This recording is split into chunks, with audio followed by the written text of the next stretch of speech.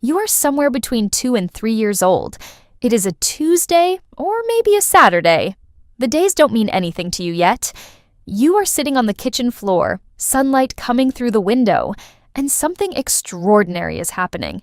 You are learning something, feeling something, experiencing the world with every sense you have, fully and completely present in a way that most adults spend their entire lives trying to recapture. And then, nothing. You have no memory of it. None. That moment is gone. Not stored somewhere inaccessible, not buried beneath decades of other memories.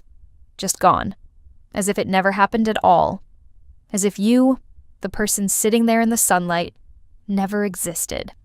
This is one of the strangest facts about human consciousness, and almost nobody stops to think about how bizarre it actually is.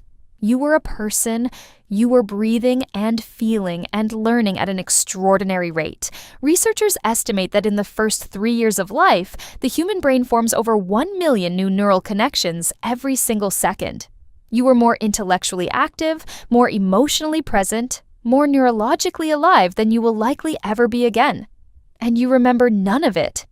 How is this possible?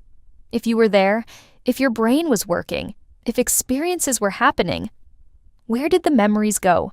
For most of human history, nobody had a satisfying answer. Freud theorized that the memories were repressed, too overwhelming, too sexually charged, too threatening to the developing ego to be retained.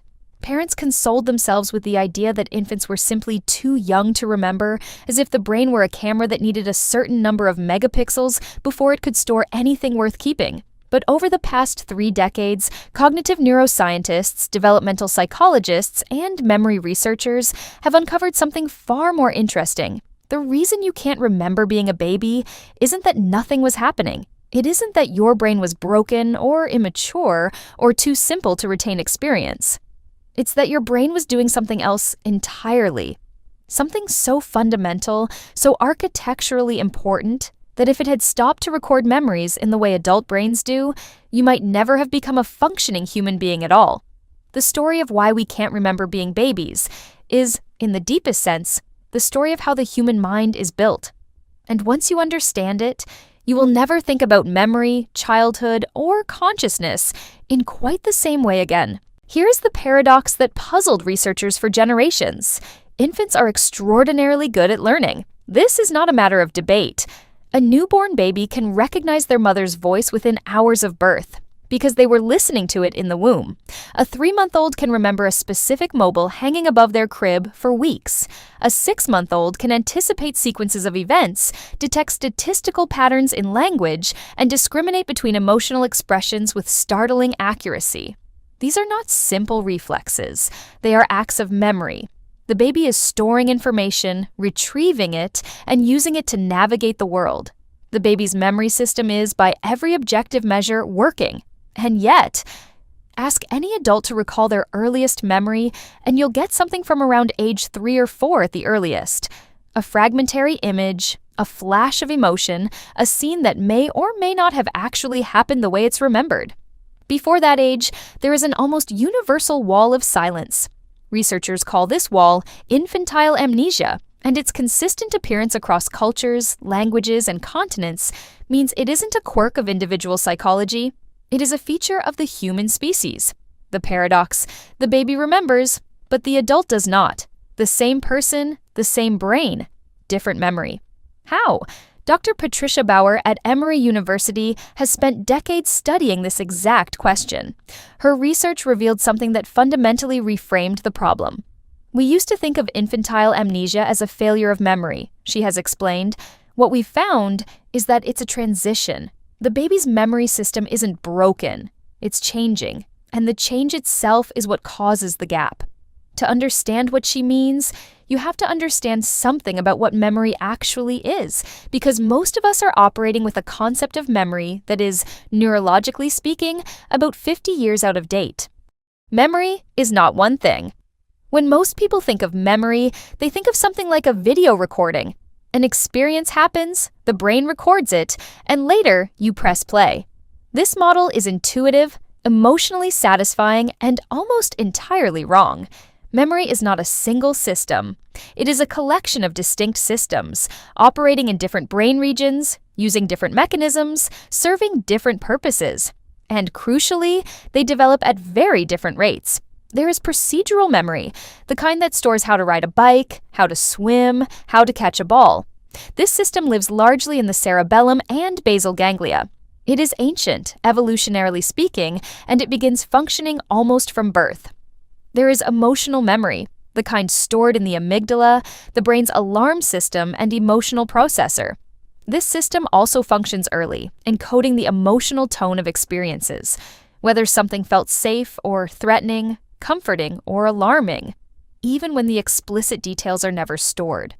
And then there is episodic memory, the kind that allows you to consciously recall specific events, to mentally travel back in time and re-experience what happened.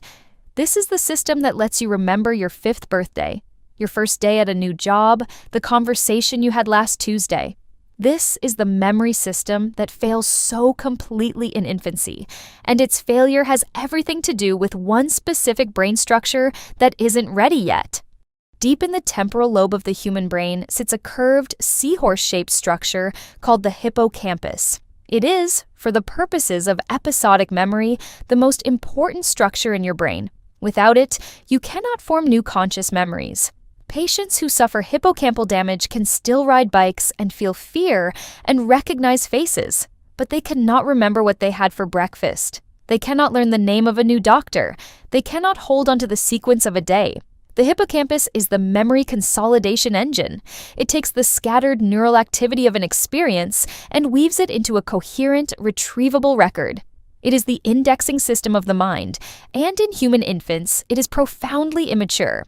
Neuroscientists at Columbia University studying hippocampal development found that the hippocampus undergoes its most rapid maturation between birth and approximately 2 years of age, but that maturation is not complete.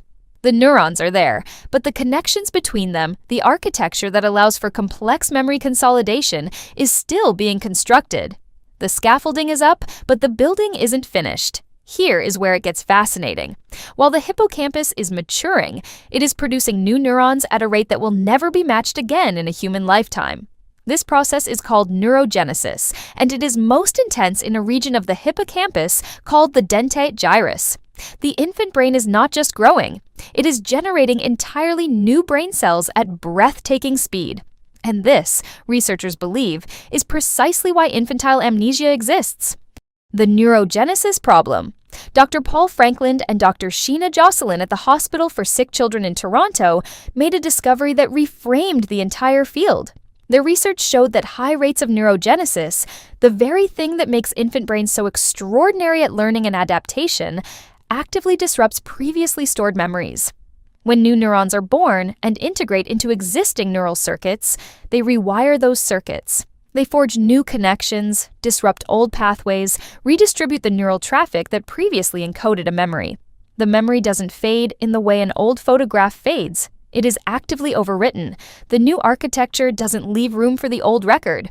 In a series of elegant experiments, Franklin and Jocelyn both increased and decreased neurogenesis rates in animal models and found exactly the predicted result. Higher neurogenesis meant faster forgetting of earlier memories.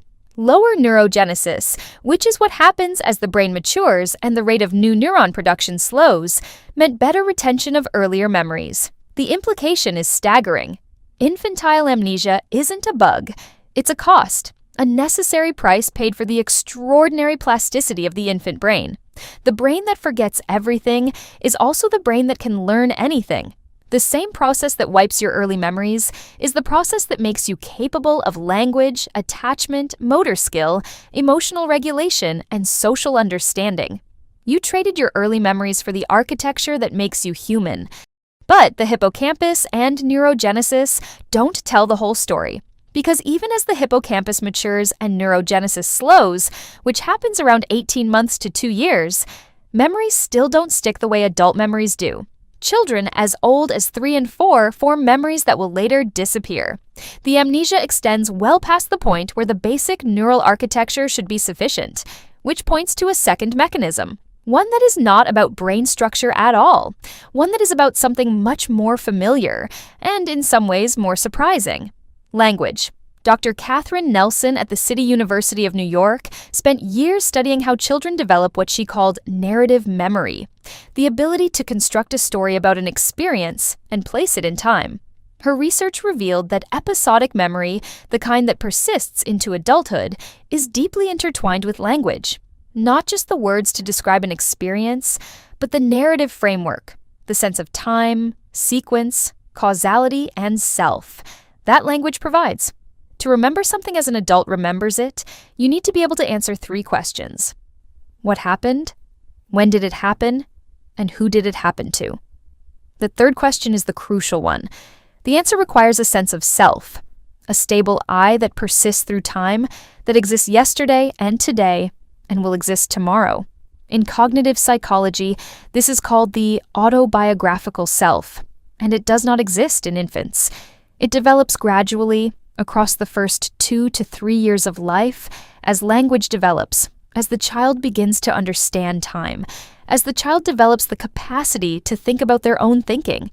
Without the autobiographical self, experiences can be encoded, but they cannot be organized around a continuous me. They float without an anchor.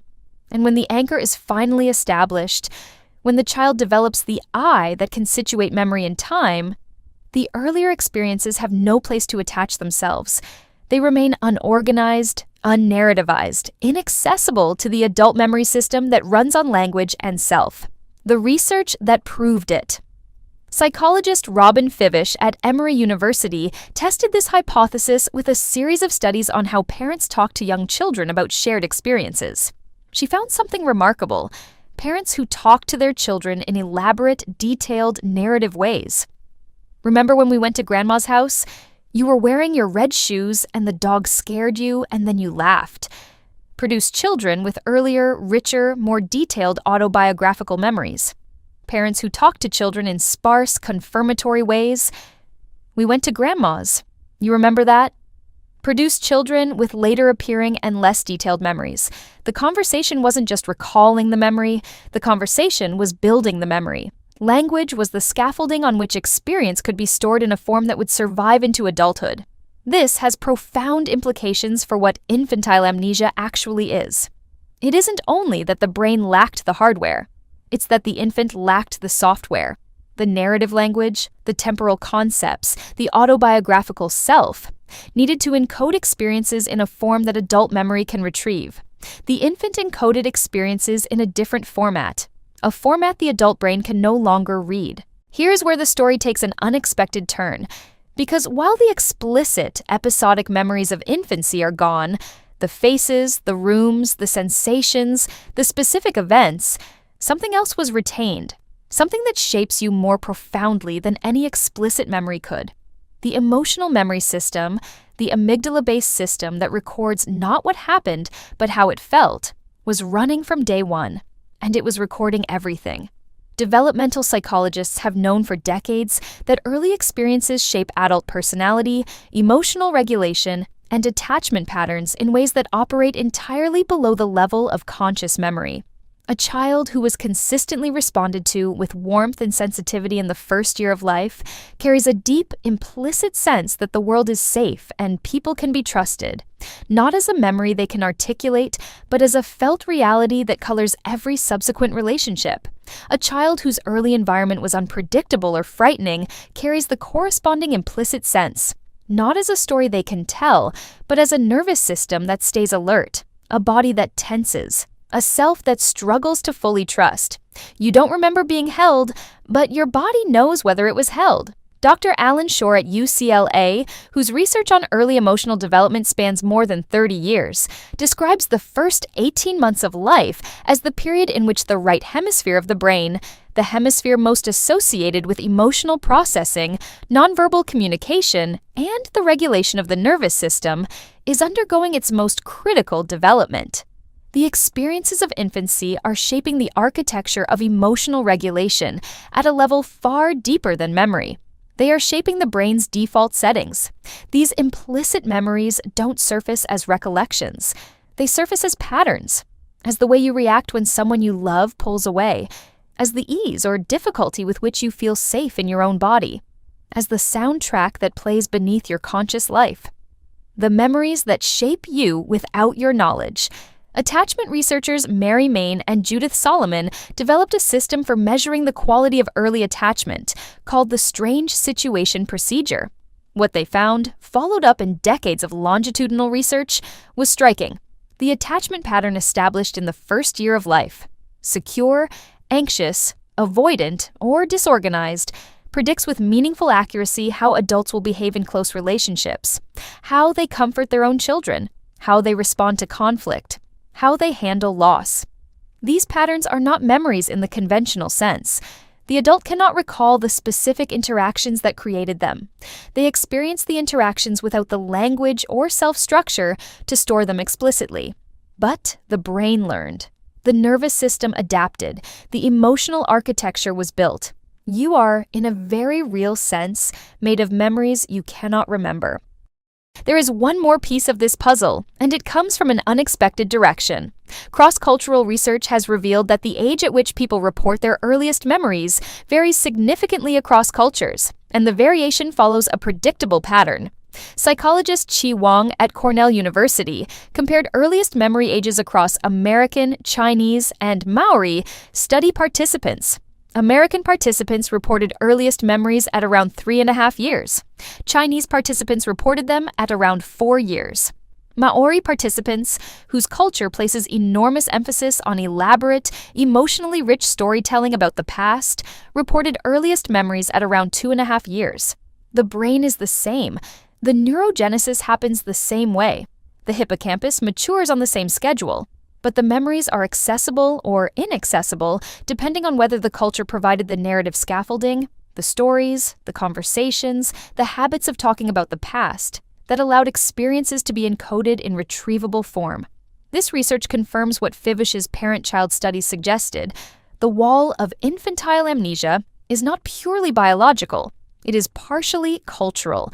A culture that talks richly about the past, that situates children in stories, that says, "You were there, and here is what happened, and it mattered."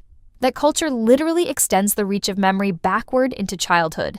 The stories we tell children about their own past are not just entertainment. They are the construction of a self. Understanding why we can't remember being babies reframes 3 things that most people think they understand. The first is early childhood. It is common, perhaps universal, to assume that because children won't remember something, it doesn't matter in the same way. The party they won't remember, the argument they witnessed but won't recall, the tenderness or coldness of a moment they're too young to store. But the research is unambiguous. The experiences of infancy shape the brain more profoundly than any experiences that will follow. They are just shaping it in a different way. Through implicit memory, through emotional architecture, through the patterns laid down in the nervous system before narrative thought existed. The infant won't remember, but the infant will be changed. The second is the nature of memory itself. We tend to trust our memories, to treat the story we can tell about our past as an accurate account of what happened and who we are. But the most formative period of our lives is precisely the period that our conscious memory system cannot access. The self we experience as continuous, as the same person who was once a child, is built on a foundation we cannot see or examine. We are narrating from chapter 4 of a book whose first 3 chapters are sealed. The third is what we owe each other. If the implicit memories of infancy, the emotional tone of being cared for, the felt sense of whether the world is safe, the nervous system patterns of connection or defense, if these shape adult life more durably than any explicitly remembered event, then the quality of care we give to people who are too young to remember it matters in the most fundamental possible way. The work of a parent, a caregiver, a society, done in those early years when no one will remember what was done, may be the most consequential work there is.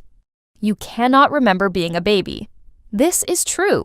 The specific experiences of those early years, the faces, the rooms, the moments, are sealed behind a wall that your adult memory cannot climb. But you are those experiences. They are not stored as stories you can tell.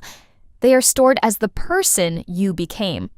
as the ease or tension in your body when someone reaches out to hold you, as the way your nervous system responds to uncertainty, as the depth or shallowness of your capacity to trust, as the particular flavor of who you are, which feels so natural to you, so simply yourself, that it is almost impossible to imagine it could have been otherwise.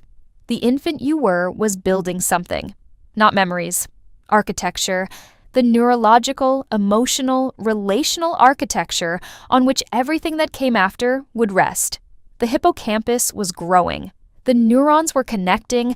The amygdala was recording the emotional temperature of the world. The right hemisphere was learning whether closeness was safe. And somewhere in the middle of all of that construction, the autobiographical self quietly came online, installed language as its operating system, and began keeping records. The records before that moment are gone, but what they built is not. You are, in every measurable sense, a person shaped by years you cannot remember, a mind built from experiences that left no story, a self constructed in a language that no longer exists in you. That isn't a mystery to be sad about. It is, when you look at it directly, something close to astonishing. The most important years of your life happened without your knowledge, and they built everything that followed. If you are raising a young child, or if you work with young children, the science of infantile amnesia carries concrete and important implications. Talk about the past, richly, narratively, often. When you describe shared experiences to a child in detailed, emotionally engaged language, you are not just passing time. You are helping them build the narrative scaffolding that makes memories retrievable. The elaborative style of memory conversation. Remember when this happened? How did you feel? What did you notice? Is one of the most powerful things a caregiver can do for a child's developing sense of self and continuity.